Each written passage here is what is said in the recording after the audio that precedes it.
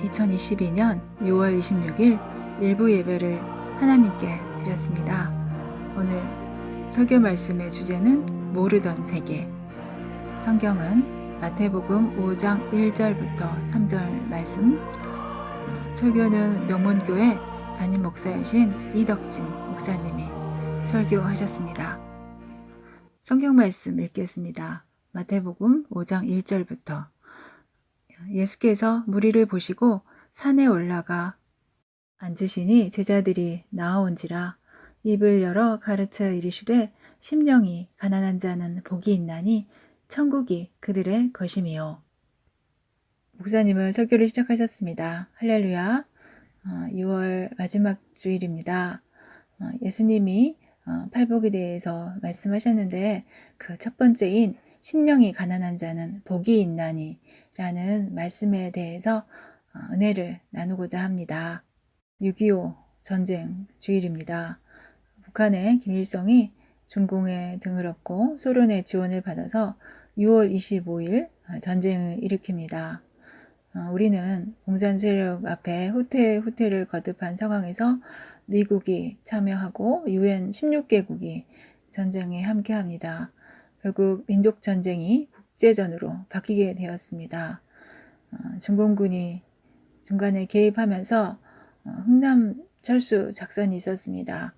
우리나라는 해방 이후 1945년부터 1950년 6월 25일까지 극심한 이념 논쟁이 남한에 있었다고 합니다. 그리고 상당수의 사람들이 이론에 미혹되어서 공산주의자가 되기도 하였다고 합니다. 공산주의는 이론적으로는 다 같이 일해서 다 같이 잘 산다고는 하지만 그것은 이론에 불과하고 실제적으로는 전혀 그렇지 않습니다. 지금의 중국도 그러하고 러시아도 전혀 그렇지 않고 북한도 다 같이 잘 살지 않고 있다고 목사님은 말씀하셨습니다. 갈라디아서 5장 1절에서 그리스도께서 우리를 자유롭게 하려고 자유를 주셨으니 그러므로 굳건하게 서서 다시는 종의 명예를 매지 말라.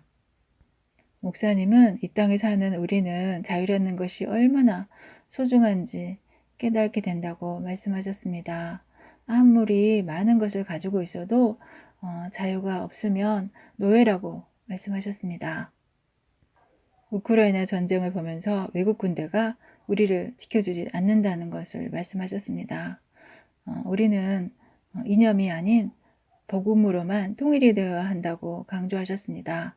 복음 통일이 우리 민족의 꿈이고 가장 귀한 가치입니다. 독일이 그렇게 복음 통일되었습니다. 독일이 전쟁하지 않고 그렇게 된 것입니다. 우리가 이것을 하나님께 간절히 기도해서 하나님이 주시는 분복을 받아 누리고 또 한국 교회가 복음 통일을 위해서 기도해야 한다고 말씀하셨습니다. 오늘 설교 말씀 마태복음 5장 1절에서 예수께서 무리를 보시고 산에 올라가 해서 오늘 성경 말씀에서 마태는 산이라고 표현했고 누가복음 17장에서는 평지라고도 기록되어 있기도 하고 또 다른 이는 언덕이라고도 표기했다고 합니다.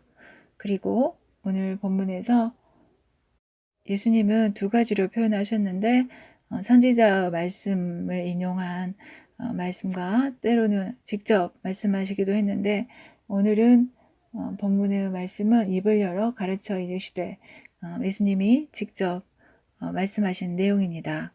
3절에서 심령이 가난한 자란 심령이 가난한 자는 자기 부족을 인정하는 자. 하나님, 제가 참 부족한 사람입니다. 제가 주님과 너무 멀리 있습니다. 제가 죄인입니다. 제가 의롭지 못했습니다. 하나님, 자비를 구합니다. 자비를 구하는 자라고 말씀하셨습니다. 성경 본문에서 가난한 자는 복이 있나니 천국이 그들의 것임이요. 목사님은 천국은 어떤 사람한테 오냐면 심령이 가난해서 회개하는 자한테 천국을 소유할 수 있다고 말씀하셨습니다. 우리가 주님 앞에 심령이 가난한 자가 되기를 축복합니다라고 말씀하셨습니다. 교만은 패망의 선봉이요 넘어짐은 앞잡이라고 성경 말씀해 주셨습니다. 우리가 착각하는 것이 대형 교회 다닌다고 큰 신앙인이 된다고 생각하는 경향이 있는데 그렇지 않다는 것입니다. 작은 개척교회 다니는 사람도 대형 교회 다니는 사람도 중요한 것이 예수를 바로 알고 바로 믿는 것이 소중하다고 말씀하셨습니다. 심령이 가난한 자가 아니면 하나님 나라에 들어갈 수 없다고 말씀하셨습니다. 심령이 가난한 자는 봉사하는 자이고 헌신하는 자라고도 말씀하셨습니다. 말씀하시면서 스스로들에게 질문을 던지셨습니다. 인간의 평가와 하나님의 평가는 다르다. 내가 세상에 높게 되고 크게 되는 것이 더 중요한 것인가? 나는 주님의 종인가? 내가 다니는 나에게 있어서의 교회의 본질은 무엇인가? 나는 영혼 구원에 너무 게으르지 않은가? 나는 교회 학교 아이들에게 최선을 다하고 있는가? 라는 질문들을 저희에게 던지셨습니다. 그리고 목사님이 훌륭하게 그리고 목사님이 알고 계신 훌륭한 장로님에 대해서 설명해 주셨는데 목사님 3가지 원칙이 그 장로님에게서 보이는 부분을 설명해 주셨는데 그 장로님은 자신의 아이들은 30대가 되면 Happy birthday to you 그렇게 생일 축하를 하면서 무조건 30이 되면 가정에서 결혼했든 안 했든 분가를 시켰다고 합니다. 그리고 2번째는 결혼을 하면 반드시 장로님이 다니는 교회에서 함께 예배 드리라고 했다고 합니다.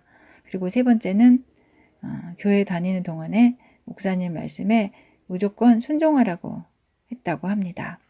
심령이 가난한 사람의 대표적인 인물로 누가복음 19장에 삭개오에 대해서 목사님 말씀하셨습니다.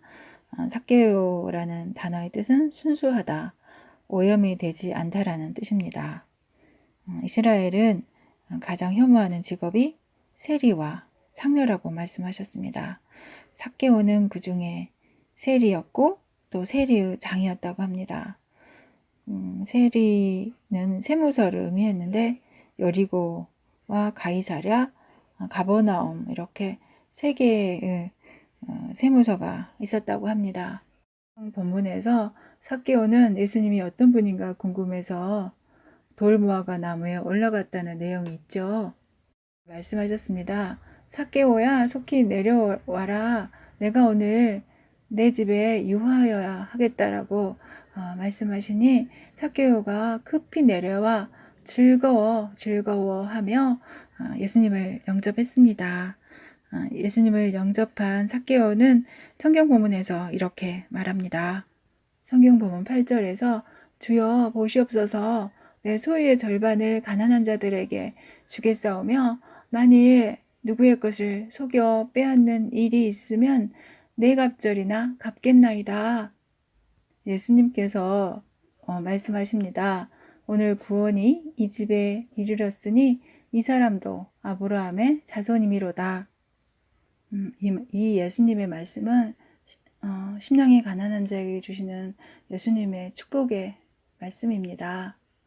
목사님은 6월 마지막 제 주일 저와 여러분이 예수님이 기뻐하시는 심령이 가난한 자가 되기를 축복합니다라고 말씀하셨습니다.